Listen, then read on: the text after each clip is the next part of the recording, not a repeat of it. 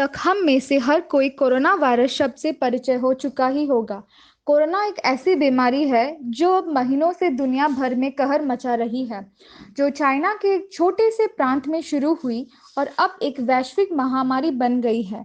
लेकिन इस पूरी नकारात्मकता के बीच एक सकारात्मक बात जो ध्यान देनी चाहिए, वह यह है कि दुनिया कोरोना वायरस के खिलाफ लड़ाई में एक साथ आ गया है।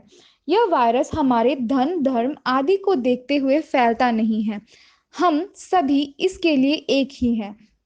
कोविड-19 के लड़ने में दुनिया की मदद करने में भारत एक शीर्ष वैश्विक स्थिति में पहुंच गया है।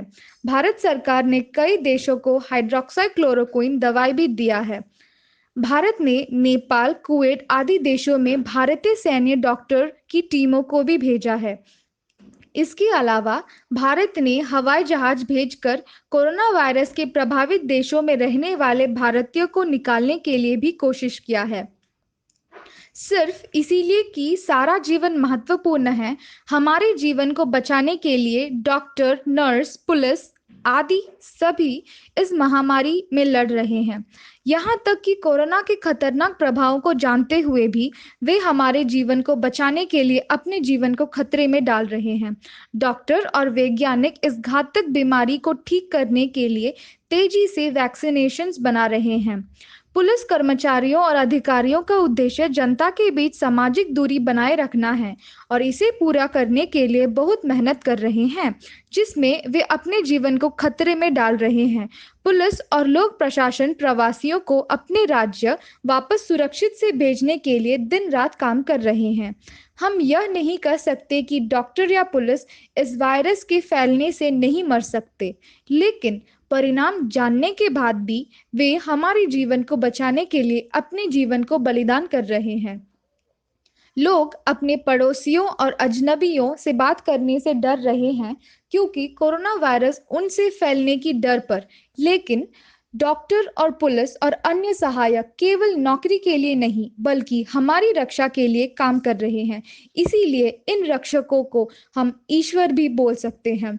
अधिकांश देशों में अपनी रक्षा प्रणाली, प्रौद्योगिकी, रॉकेट आदि के निर्माण में पैसे खर्च कर रहे हैं, लेकिन इस वायरस ने साबित कर दिया कि स्वास्थ्य में हमें निवेश पहले ही करना है।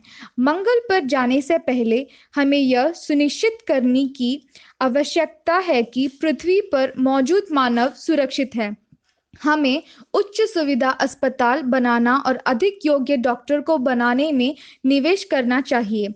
अधिक धन और उन्नत प्रौद्योगिकी वाले देश को पूरी तरह से विकसित देश के नाम पर हम स्वीकार नहीं कर सकते। अतः एक देश को विकसित माना जाता है अगर उनके पास एक उन्नत स्वास्थ्य क्षेत्र और स्वस्थ नागरिकों भी हैं। हम सभी को सरकार और गैर सरकारी संगठनों को योगदान करना चाहिए जो मुफ्त भोजन और मास्क दे रहे हैं और सुरक्षित रूप से प्रवासियों को वापस भेज रहे हैं। हमें सरकार द्वारा दिए गए निर्देशों को मानना है। हम सभी अपने रक्षकों के लिए प्रार्थना करने के लिए हर रोज एक पल बिता सकते हैं। हमें जितना संभव हो सके हम अपने घर पर रहना चाहिए। जब हम बाहर जा रहे हैं तब हमें सामाजिक दूरियां बनाए रखनी चाहिए, मास्क पहननी चाहिए और हाथ को साफ रखनी चाहिए।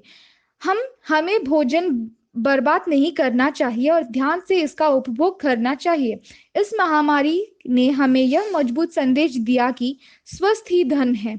हमारे पास कितना भी धन क्यों ना हो, यदि हमारी प्रतिरक्षा मजबूत नहीं है तो पैसे भी हमें बचा नहीं पाएगी।